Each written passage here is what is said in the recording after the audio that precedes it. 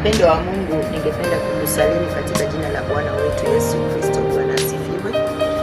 Jina langu ni Pastor Florence Wafula wa Christ Center International Ministry, tawi la Gashia.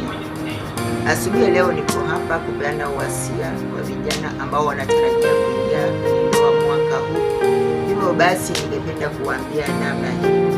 Kabla haujaingia kwenye ndoa, kwanza kabisa mtafute Mungu, maana Mungu ndiye mwanzilishi wa ndoa pale kwenye shamba la Edeni, akianza na Adamu na Hawa.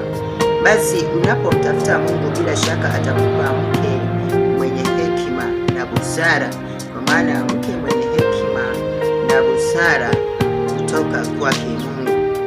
Ningependa kusema namna hii, kila mwanamke na akafanyike kuwa kama shamba la rutuba kwa mumewe, huku akiwa kama mti uzao matunda kwa majira yake.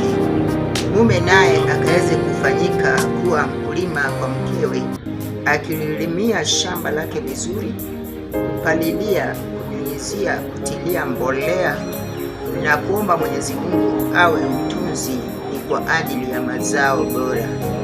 Jihadhari sana mpendo wa Mungu, usije ukaingia kwenye ndoana, maana ndoana itakuvua, ikutupe kwenye uvuo wa bahari, ukuvua mavazi bila hata kuyavua, na baadaye kukufisha na kukuzika bila kukufufua.